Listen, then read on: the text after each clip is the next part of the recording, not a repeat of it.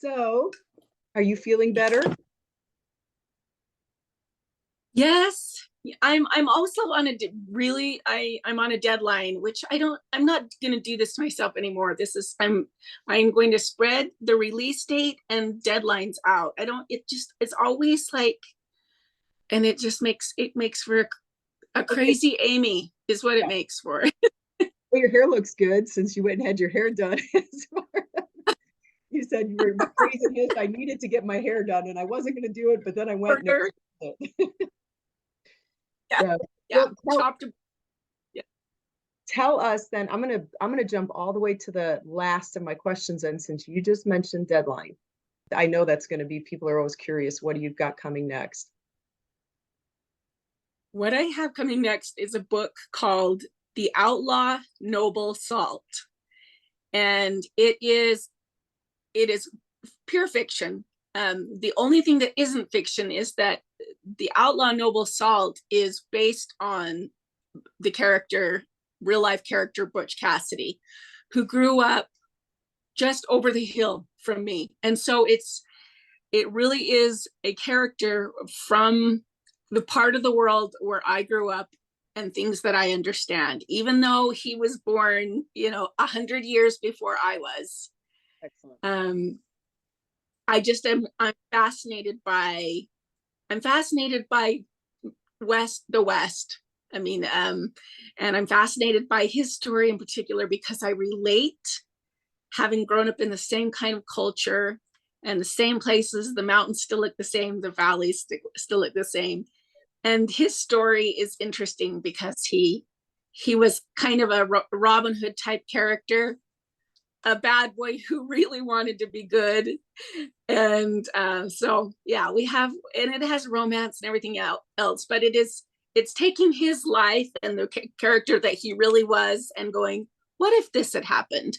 So it isn't historical in the sense of the way that Deborah Sampson is, the way A Girl Called Samson is, in that so much of that is fact, so much of that is actual history.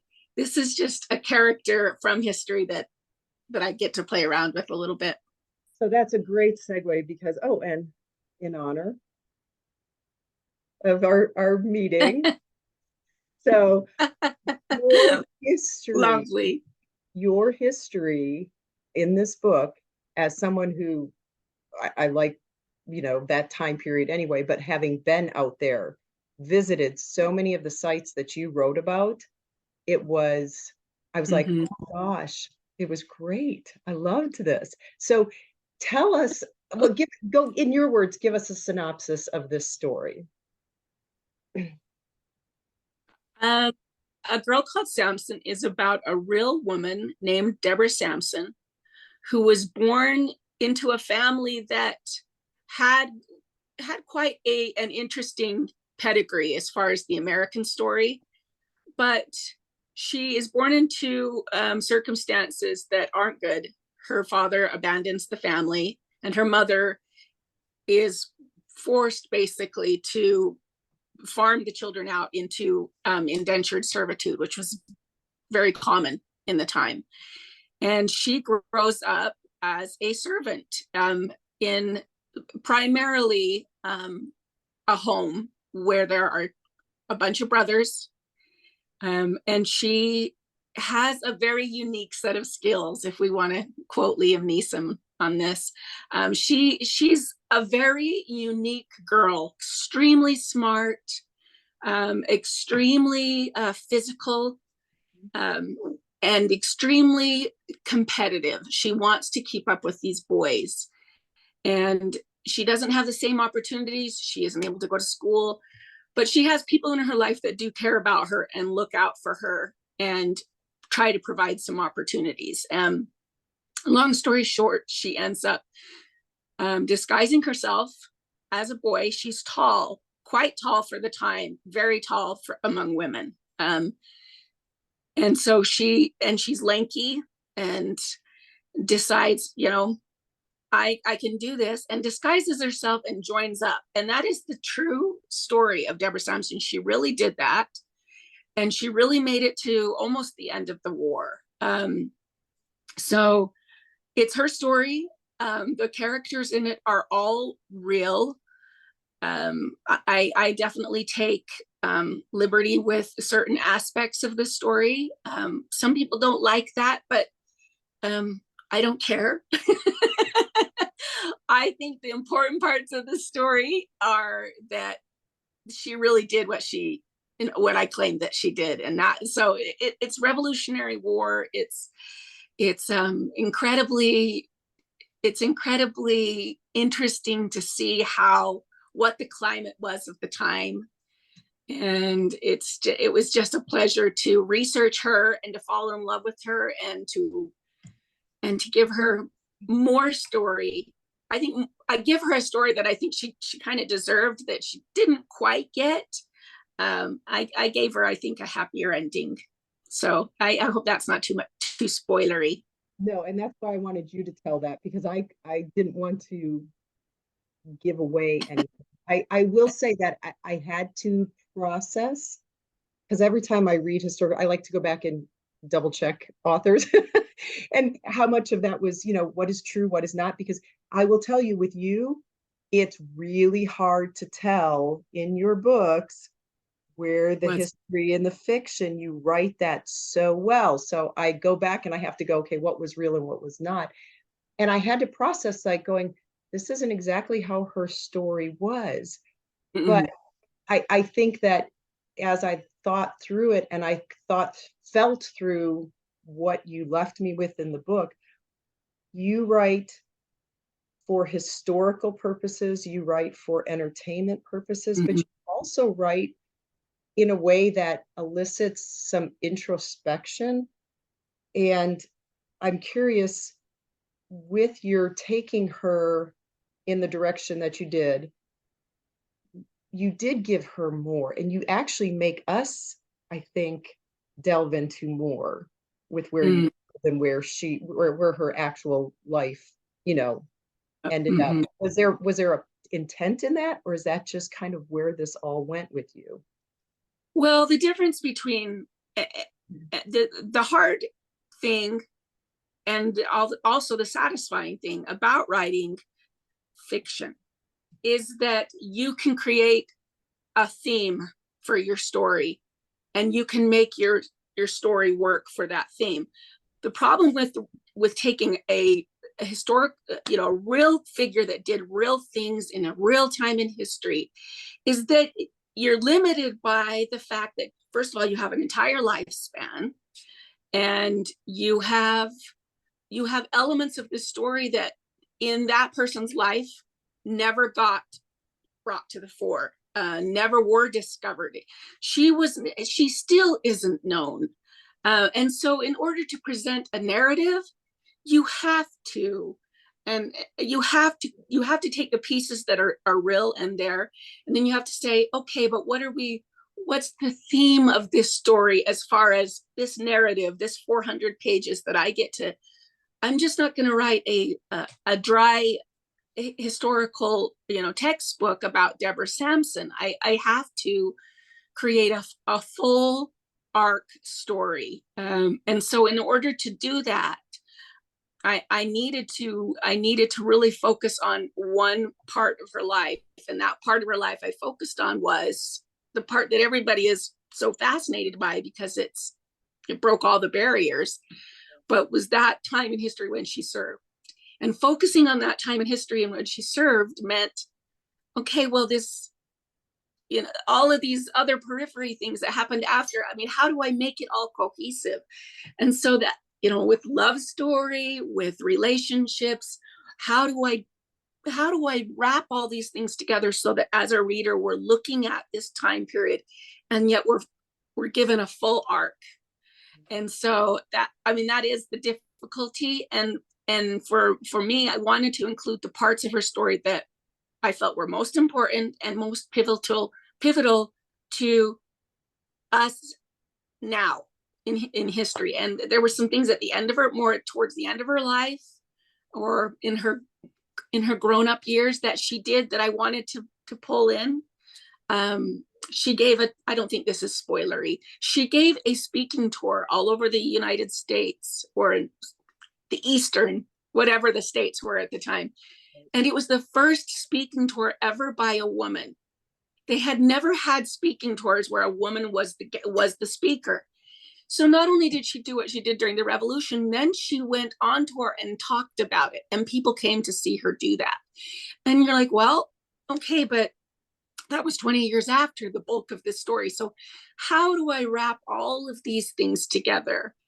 How do I give people the history and give people the woman and give people a story? And so then you have to start asking yourself, well, what parts of the story do I want to pull out, and where do I want to focus? And that made, some of the relationships, I had to make those more pivotal than, or more, I don't know, I had to make those more focal than maybe they otherwise would have been in history. So that's a long answer to a good question. Well, and that's one part, and I don't think this is disclosing either, but and it was probably not uncommon for the time. She relied on scripture, and Yes. she memorized scripture, she memorized biblical scripture, and she memorized like the writings of the revolution, the founding fathers, all of that was going on. I mean, she had such a sharp mind. But that component too, and how she wove that through her daily life, and that, well, you wove it through her daily life, for me, again, was so moving. And did you see that in her life, in any of the writings that you read about her, or is it because it was so scant on what that was something that you imparted in her with that strength of character that she had? If you read anything, any original sources from the time period, they are woven with scripture, and it's because it's the way that the people, I think, as a rule, America was founded by religious people. Yes. And so it was very much a part of the fabric of young America, was this language of scripture, religion. All of that was just very much the fabric of the time. And so to leave it out, when, I mean, it was very much the way they were and the way they spoke to each other and what their foundation was. It was the way they educated their children. So there was just so much that was part of their daily life language that isn't so much a part of our daily life language now, but it was theirs. And to leave it out would have not represented the time period, I didn't think. I think my publisher didn't love that aspect because, they worry about something being too religious, but I didn't feel like it was as much religious as it was historically correct. And I liked the idea that she likened the scriptures to herself. It was something that ennobled her, empowered her. And yeah, it's woven all throughout. And the way she interprets the scriptures is also fun because it's very much Deborah's interpretation of things, and her little humorous, the way she processes things and the way she delivers things. That was fun for me because I felt like I was getting to know her. I know, making guesses, but that that was just a fun little motif that I felt was really correct for the time period, and also would have been foundational for her, the way she was raised. So yeah, and I too liked that aspect, and I hope others will. No, I think it was extremely well done. And like I said, your stories have so many purposes. When I've read, like I said, there's just the historical fascination, and then there's the relationships and the romance, and that's how heartwarming it is. And then you just have these other parts that make someone stop and contemplate. They're introspective. And so Right. that part with, the scriptures and Proverbs was, for me, that aspect. And I think readers will really enjoy that too. So curious, how do you research and then how do you filter, to get in your 400 words? I mean, I know it's backdrop is your history, Right. but I mean, there must have just been, for someone like with you and your inquisitiveness, the problem of going too far into all these rabbit holes for that period. So how did you go out there and see those sites, or was it mostly online research?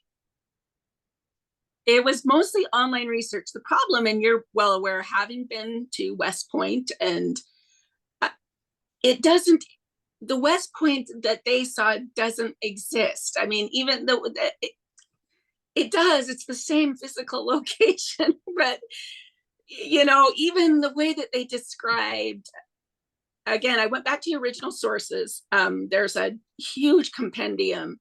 Dr. Thatcher, who is in the book, he Yes. wrote, it was his journal entries, and it's all through the war. And he was attached to General Patterson's brigade. So that made it really interesting to read through all of this giant record of the war. And the way he described some things, I was like, oh my, that's still there. I mean, of course it's still there because it's mountains but I mean, I had to kind of rely on those. I knew that I wasn't going to be able to see necessarily the things he described. The Red House is no longer at West Point. It's just, I think, a plaque there now. But I just looked up maps. I always study maps. They are such a great resource. Of course, original sources, an original description that somebody had made, and little drawings of West Point at the time. Just as much as I could get my hands on, I read.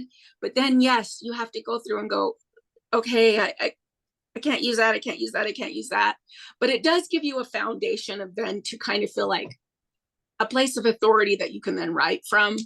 And I did feel like that the original sources always give me that sense of being there and having the authority to speak on certain things. But I'm sure I got some things really, really wrong. But yeah. And there is some stuff that was written about Deborah Samson. I'm not sure how great it was. It was, I mentioned this in the author note. Um, she wanted to have a book written about her and had been interviewed about it by this newspaper man, but he really kind of went off onto his own tangent. And I didn't feel Deborah in that book. I feel like it was fiction. He went all over the place, and she wasn't really there. She peeked out here and there, but so it was just a matter of digging through and then finding, kind of letting what will work rise to the surface. And that usually just takes time and a little patience, which I don't always have, but allowing things to kind of surface that feel honest and feel true to the record, and then just kind of day by day pick your way through it. Yeah, I don't, every time that I finish, I always think, oh, I don't know how I did that. And every time I begin a new one, I think I can't do this again. This is too hard. And then I always manage, but yeah, that part is really, really difficult. I won't lie. How long does that normally take you? This is the kind of material. Oh boy. That from beginning to end, from the point where you propose it where I proposed it to my publisher and then finished it, it was about a year process. But coming up with the ideas is a lot of times will take months also, because you're digging through trying to come up with something to focus on. With Deborah's story, that happened really, really quickly. It was the 4th of July. I was online and something came through about women. It was a women's site that I follow on Instagram. They had Women of the Revolution, just a little highlight for the 4th of July. And her name was listed with Abigail Adams and some of the others that I did know. And I went, I don't know who this woman is. I don't know who Deborah Sampson is. And that night, 4th of July, I went down the rabbit hole of Deborah Sampson. And by the next morning, I was like, okay, I want to write about her. And I proposed it. And by the end of that week, I had already got my proposal, you know, and a proposal usually takes me months to come up with a cohesive presentation about what I want to do, and have streamlined it enough that the publisher can go, oh, okay, yes, we'll accept this, or we won't, or we want you to write this, or we don't. And it was just quick. It was a week. So, I mean, that was the easiest part of the whole book. It wasn't easy from that, but It was yeah, meant to be. It was meant to be. Yep. Amy, I could talk to you for hours. Your brain and your storytelling is just, yeah. And you as a person are just lovely. So, Thank you. Yeah. but I hope that this one does real well for you. It's a great story. Everybody needs to read it. Again, on so many levels. It's wonderful. Right. It's wonderful. Yep. And then we look forward to what you have coming next. So, you know, we'll be definitely promoting that, looking forward to it. And, you know, hopefully in one of these years, we'll be able to run into each other in person again. Yes, we will. We'll make that happen. Yeah.